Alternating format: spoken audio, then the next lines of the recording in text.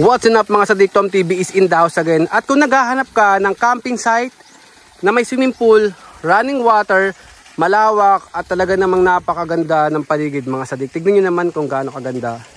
May mga pool dito, dalawa. Yan, isang medyo malalim, mga 5 feet at saka may pambata rin doon sa part na yon. So sa ibang detalye mga sadik, ilalagay ko na lang mamaya at manood lang kayo. Let's go! Damn!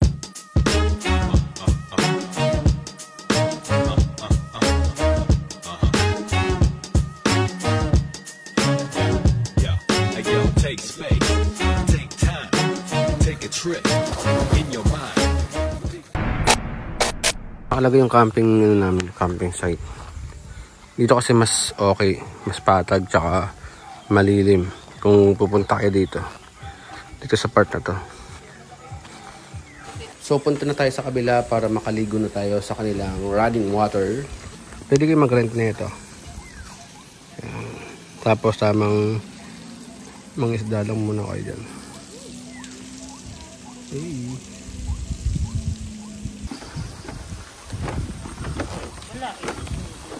Ito yung unang pool nila mga sadik.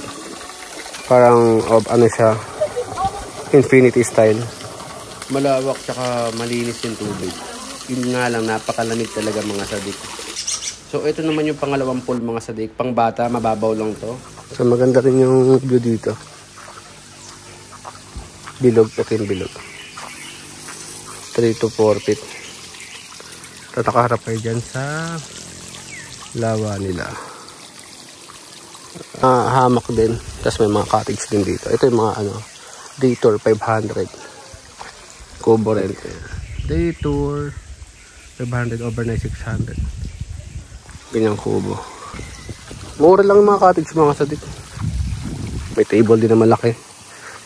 Yan. Dito kayo. Kain lang kayo dito sa yan. So, akit naman tayo sa may taas mga sadik. Camp, yan. Camp 1 hanggang Camp 7. Kasi naka-elevate siya dito mismo. Sa taas, napakasulit. Yan o. Sheesh. Ganda o. Halos lahat ng pwesto dito, ang ganda ng view. Tapos dito lang kayo sa bonfire mga sadiko, napakasolido na. Upo lang kayo dito, tapos tignan nyo yung view sa baba. Yan o, solid. Jeez.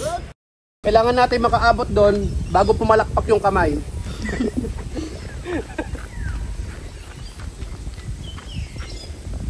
Okay, ang ganda rito. Let's go! Okay, sa taas, kitang-kita nyo yung dalawang pool. Ayan. Isa, dalawa. Tapos ito yung view sa taas. Napakasolido yun, no? Hey. Ganda dun, no? Pagdating naman sa mga cottage, mga sadik, napakamura lang. May 500, 600, ayan. Depende yan kung day tour o overnight kayo. Walang problema kasi meron silang tindahan dito. Yan, pwede kayong bumili or magpaluto. Fresh fish. May mga isda rin dito na pwede nyong bingwitin o hulihin para gawing ulam. At kung wala kayong ulamin, pwede nyong ulamin. Running water mga sadik, napakasolido dito. Maganda lalo rito pag gabi.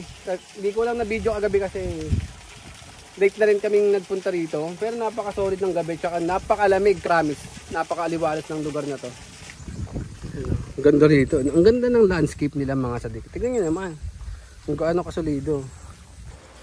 Nakakatuwa lang dumaan dito sa tulay na to kasi parang nakaka-relax siya habang tinitignan mo yung paligid na may tubig at saka kulay green. Nakakawala talaga siya ng stress at ayun, nakakabalik ng pagkatao mo mga sadik. Pwedeng gawin yung activities dito. Boating, fishing, yan mga yan.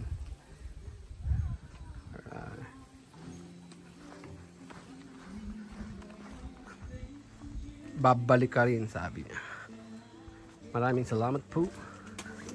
Ito yung entrance mga sadik. Entrance is 150, overnight 250.